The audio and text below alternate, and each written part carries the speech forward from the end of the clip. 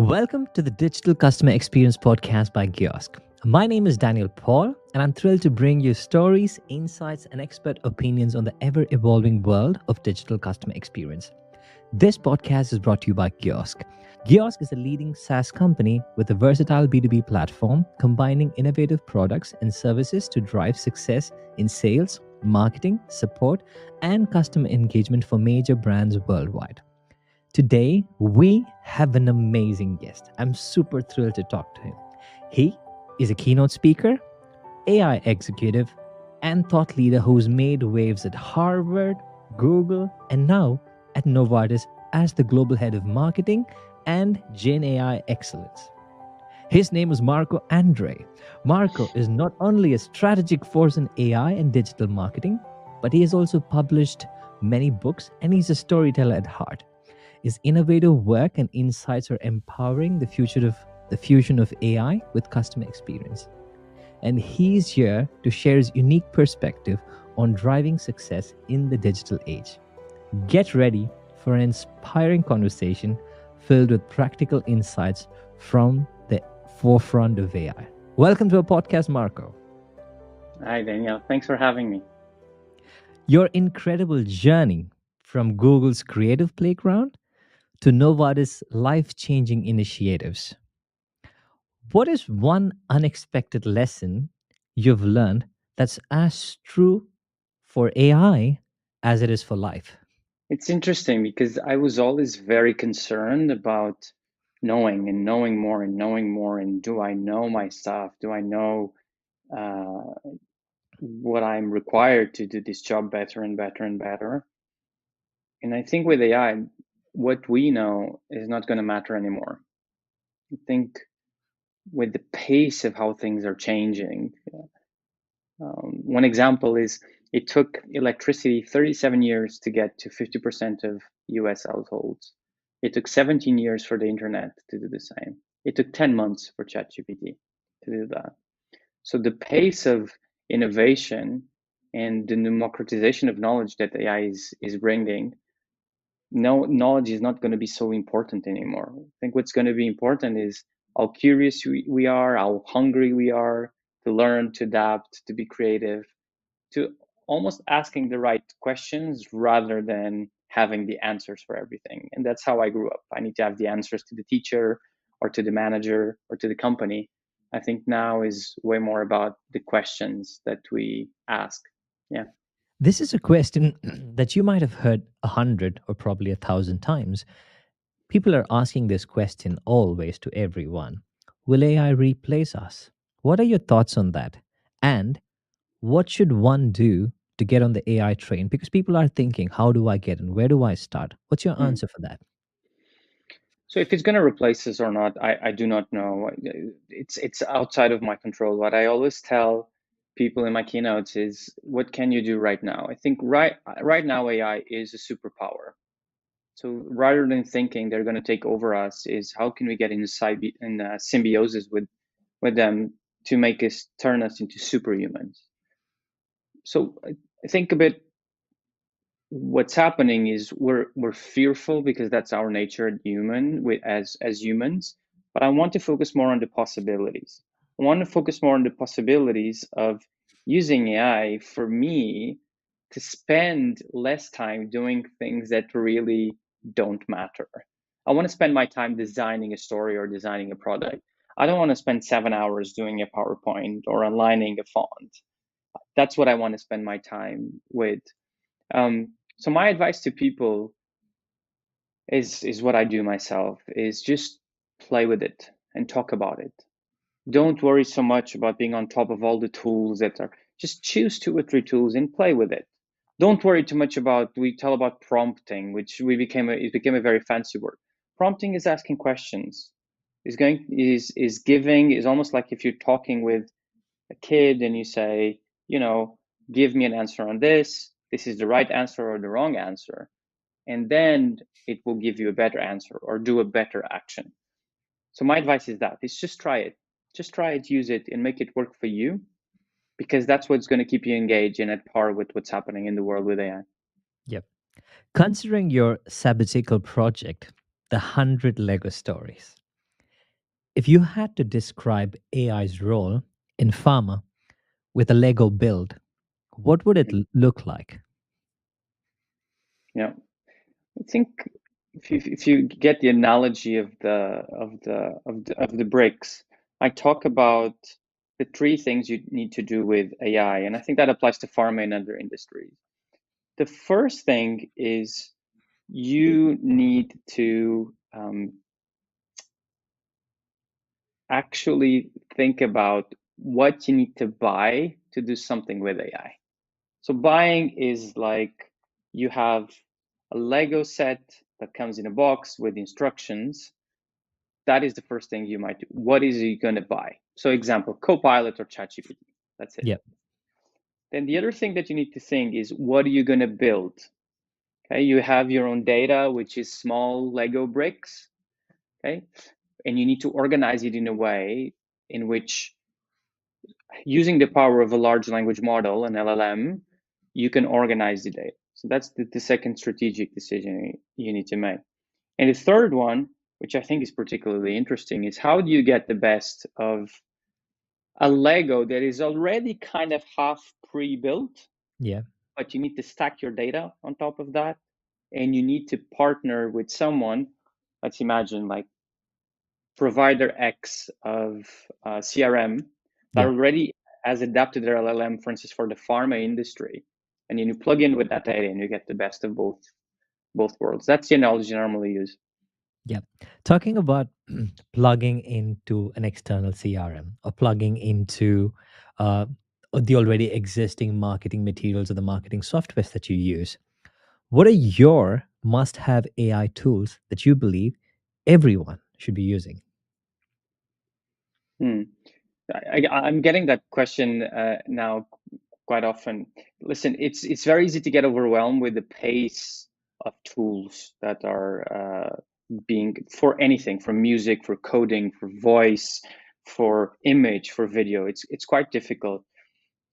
My go-to ones that I currently do not survive with is one, obviously ChatGPT, which I use for everything from personal to professional things. I'll give you an example. The other day I was with someone and we were doing a workshop and we written in big whiteboards uh, conclusions of the workshop, and the person was typing as I would be doing.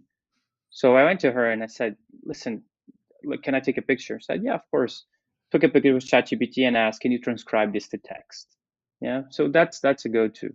The other ones I really like to play with, obviously, I'm very much into creativity, is Midjourney and Runway ML, because I think it's from a creative standpoint, the ability that you have now to show what you want rather than tell it as a brief. For instance, you don't need to write a brief. You still need to write a brief to show who, what, how, why, how, but you can show to your agency some of the ideas that you have. And the other tools that, it varies a lot, but I really see the power on voice conversation. So I can see that, for instance, if I have to do some research, I can do it with Perplexity AI, for instance, because it gives me really actionable data. Or sometimes, to be honest, I'm just in the street, I'm walking and say, listen, I'm going to do this podcast, talk about AI, ChatGPT with voice. Can you give me some ideas? And I almost have like a bouncing back and forth. So those are the tools I normally use, but they're going at such a pace that what I like, the other day I tried Suno, for instance, for music to create a jingle for my class. And it was brilliant. I created a jingle in 30 seconds and I didn't even know that it was possible. I think the idea is just choose two or three and go really deep on them rather than just having to try 20 different tools. I love the combination of tools that you use. So basically, you use ChatGPT, where it's used for ideation most of the cases. And to turn that ideas into image, you get into Midjourney, and to that image to moving video or a moving image, you use Runway ML. I love the beautiful transition of softwares Mm, or the tools that you use. So I also saw that you are a top voice, artificial intelligence voice on LinkedIn. How important is the personal branding with regards to anyone that's in a leadership position, and mm. why do you think you are very active in showcasing your personal branding on LinkedIn? Hmm. It's interesting because this personal branding thing is, listen, I started writing on LinkedIn 2 years ago, and for me, it was a way to, is always a vehicle for creative expression, to talk about something that matters deeply for me in a platform where I can reach people and build a community. Um, I never write about my company, by the way, on LinkedIn, or don't represent the views of the company. So it's purely personal. I think in these things we sometimes overdo it. The personal branding, it's more okay. Find something that you're really passionate about. In this case, I'm very, very passionate. I think we're living an incredible time, and in marketing is the biggest change of the last 30 years. So I do it because one, it gives me pleasure. It's purely selfish. Second, I can help other people. And third, specifically with AI, and obviously I write about other things, I think we are going about it the wrong way. I think we are very focused on the tech and the data, but what we're not focused on is the fact that we have millions of people to reskill and to learn these tools. The other day I was in a keynote and I went the day before to buy an old like Casio, an electronic uh, calculator, to illustrate the fact that it took us quite a while. I mean, it took me quite a while and to go from an electronic calculator to Excel, Yeah, right? So here is the same. If we don't teach people the most basic but boring uh, examples of how this can save times in their lives, and that's what I'm trying to do now with my LinkedIn posts in AI, we're not going to be helping people. yeah, So does it have a collateral effect that I'm known for something? yeah, Yes. If we call that personal branding, yes. It also, at the same time, it might function as a way that some people, yes, they know me, but they don't care or they don't like what I stand for, which is yeah, also a risk. But yeah. for me, it's really important that I show up to the world in a way that is really consistent with what I'm passionate about. Yeah. Makes sense. So, continuing on the same line, as the Gen AI champion at Novartis and outside the industry haven, how do you intend to bridge the current gap in marketing? Hmm. Interesting. I was writing a post about that today.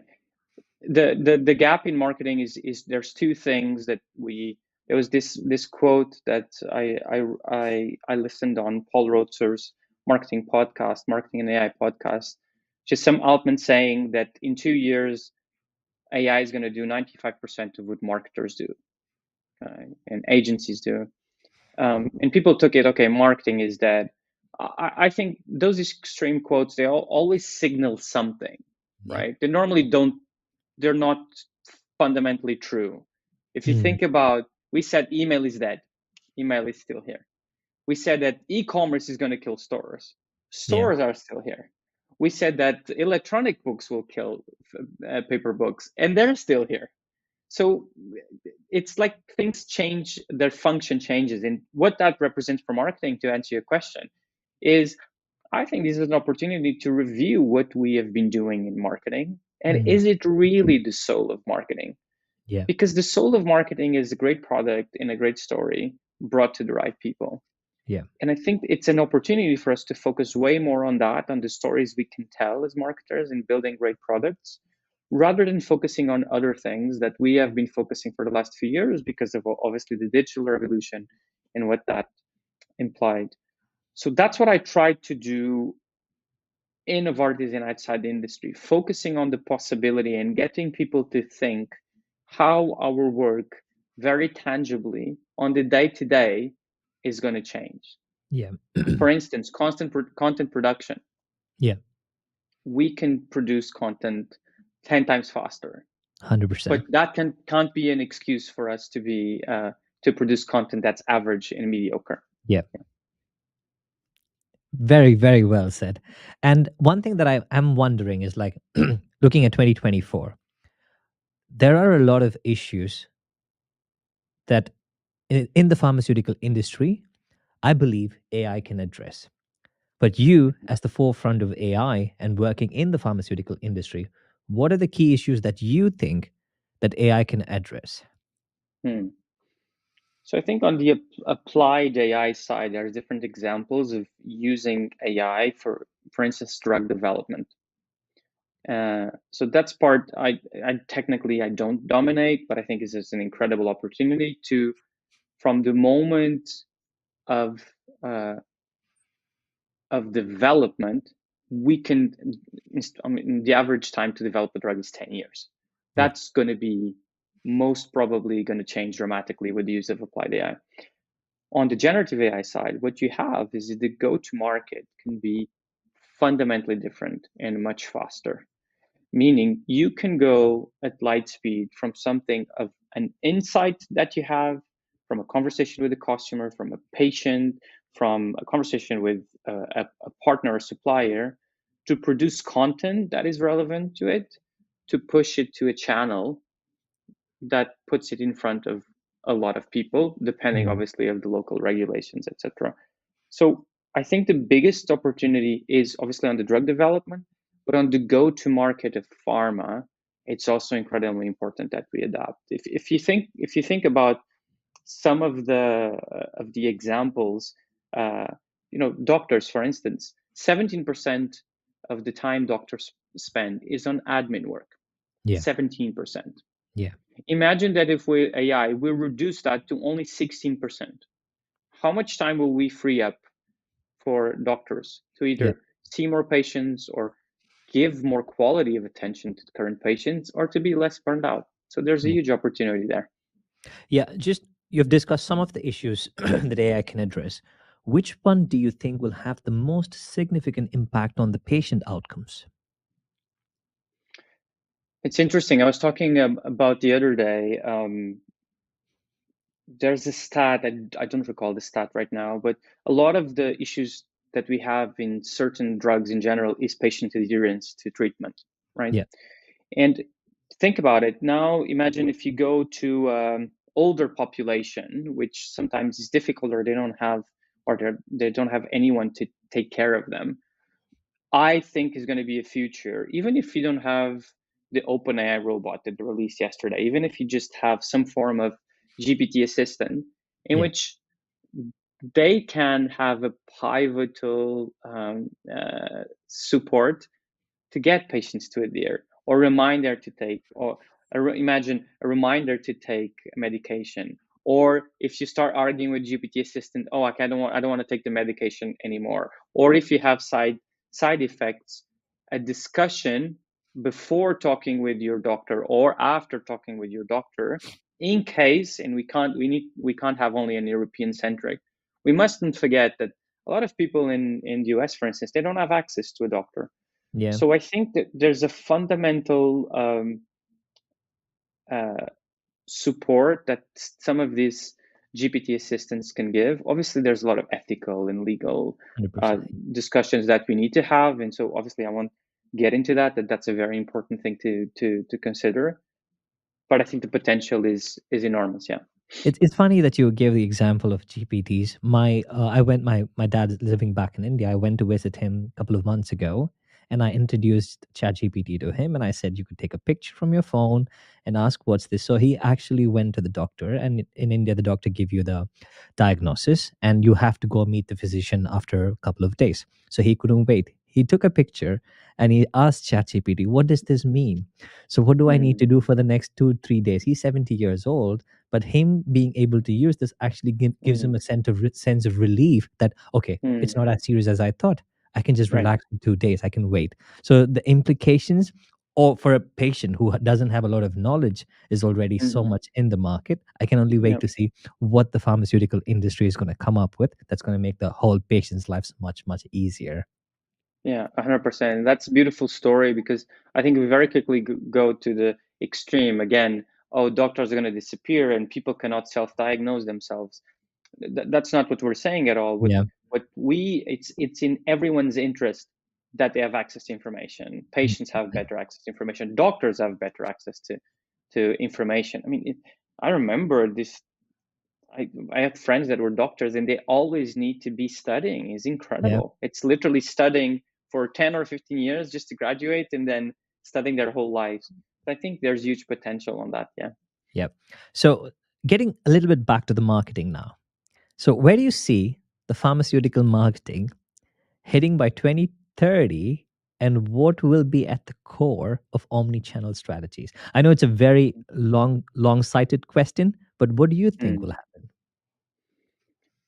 And at the pace things are going, if you think about it, we started talking about generative AI 16 months ago, and look how the world has changed. It's changing. So 2030 is a long time. I think we need to start preparing for 2030 now, and a couple of things. One, when you think about omni-channel, I think you're going to see, I'm starting to see my behavior changing dramatically, my search behavior and my research behavior switching dramatically to GPTs. So that is going to make that there's going to be whole new disciplines like um, chatbot SEO, for instance, Yeah. in which you need to make sure that whenever someone asks information about your company, your drug, or your indication, that content is properly surfaced. So it's not that we're going completely towards convergence, but I think we're moving from omni-channel towards convergence of people having one form of Jarvis-like assistant where they're going to get all information. The second thing is we are producing so much medical content that the pace is just incredible and it's just not digestible. Mm. What we need to do is to get much better at identifying what's being asked by HCPs and patients and turn it into something they can digest very quickly and in front of them. Yeah. So when we talk about personalization at scale, I don't care so much that people know my name or they know what I like. I care that they produce something very quickly that addresses a question that helps me on my day job. Yeah. That's the second thing. And I think the other thing is I really think there's an access story in all of this. There's an access story in which you can, as a first line, for instance, I'll give you an example. In the US, there's a lot of people that don't have access to doctors or therapists, and they're using GPTs to get a first line of discussion or if they're feeling anxious. And those people, okay, you can say, yeah, but they shouldn't be doing that. They should talk with a proper doctor. Well, Mm. what if they can't afford it or they can't Mm. find it or it's not available? I think there's a really important access of care to patients. That is something we need to definitely enable and help and support people to get there. Yep. What are the aspects do you think pharmaceutical industry is currently overlooking? In generative AI Overall or in generative AI? overall, Yeah. I don't think it's so much overlooking. I think we are underestimating in pharma, in pretty much any industry, and in governments, how much effort we have to reskill everyone for the age of AI. So the Singapore government announced 2 weeks ago they're going to give a subsidy to every person over 40 to go and reskill because of how much AI is impacting the world. And that's a tremendous initiative. Of I read this on a CNBC, this stat that of all the companies that are investing in tech and data and AI, only 38% are investing in their workers Mm. training. So I think that's we as an industry, outside the industry, even in the both professional and personal world, it's what we need to do and invest dramatically. I think it's not that we're overlooking, but we're not remembering that these tools are going to fall in a lot of people's laps. And if you don't show them the possibility, they're going to fall flat. Yeah. And what do you believe should be the first step that the industry should take to address this oversight? I think we need to talk about it and get the right sense of urgency on it. It's it's one thing to be one person to talk about it. The other one is two people. Suddenly, it's a crowd of talking about it and asking. I don't think this is about, saying, oh, the big bad executives, only 38% of them invest. It's just going and telling them and asking for support. And the other thing that I think we can do is, I was writing about the fact that the Pope appointed an AI guy. There's a New York Times All right. article with that, and and it's quite interesting. His father Benanti, I think, and to deal with all the ethics and to think about everything that AI is implying for the industry, not for the industry, sorry, for not only what the Vatican oversees, but for Italy, what's happening. And I was thinking, if even the Pope needs an AI guy, we either need to find in our organizations an AI guy and give him or her the ability to fly and to teach other people. And if we look around and there's no AI guy, maybe we should become the AI guy. I Yeah. think that's Well, what we need to do. well said. Well said. So it all comes down for us to this podcast, in this podcast, to customer experience. So we are caring about customer experience, what the industries can give towards the customer's experience with the changing and the evolving AI and other technologies. So my question is, how does customer experience in the pharma industry will get transformed for the good? Hmm. I think we have the short answer is content, is producing content that is relevant. We think when we are talking with a patient or an healthcare professional, we think we're competing for um, space or mental space with our competitors, but we are not.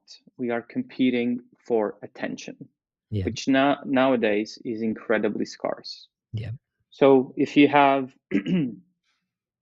a doctor that sees 10 people in 5 hours and then has a break for 5 minutes to get some food, do some admin, will he or she really want to read an email that we send it to them that is about us?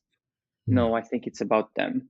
yeah, I think we have an opportunity to, obviously within the guardrails of not only regulation, but also um, patient confidentiality and HCP confidentiality, to be way better at identifying what they need and turn that into something useful for yeah, them. I'll give you an example. I was in a presentation in Barcelona, and we were talking about exactly that. The moment people are searching in these GPTs, doctors, about questions, we can, obviously, a non-personal level, understand what are the questions that are coming and provide much better answers. I yeah. think that completely redefined the customer experience in pharma and how we actually add value to our customers and patients. So the next question that I have for you, I have a very special magic wand in my hand, and I'm going to pass that over to you. So this magic wand has a superpower of solving one big problem. So if you were to solve one big problem in the pharmaceutical industry, what would it be and why? Moving everyone from the fear of generative AI to possibility and usefulness. I think it's been just so fast, how this has been evolving, that as humans, and I do the same, our first instinct is fear, obviously. Well, this going to replace it? Is this going to change? Is this going to be bad for the industry? I would like to move everyone. And I think that comes with getting people excited about it. It doesn't come only with use cases and the perfect tech and the perfect data. It comes with training people, with making them see the possibility in the most tangible examples on their day to day. And if we do that, we are going to make people going from a point of no, no, no, no to yes is useful, and then make it work for us with regulation that we need, discussing the ethical considerations, of course, but that's where I would like to move everyone. Marco, thank you so much for your time. And it is amazing that you have opened the opportunity for the listeners why they should embrace AI and what are the possibilities of using AI, not just in the pharmaceutical industry, but in every industry they are a part of. And you also spoke about the importance of trying new stuffs. And if they wanted to try new stuffs, you also gave them 3 tools that they could start with initially. So I think our viewers really appreciate your guidance, your feedback, and your insights. And we from Kiosk's podcast would love to thank you for this opportunity that you gave us. Thank you so much for having me, Daniel. And for viewers, if you enjoyed this episode, don't forget to like, share, and subscribe for more in depth discussions on the Digital Customer Experience podcast. Drop us a comment below with your thoughts or any questions that you might have for Marco. Until next time, stay curious and keep innovating. This is Daniel Paul from Kiosk.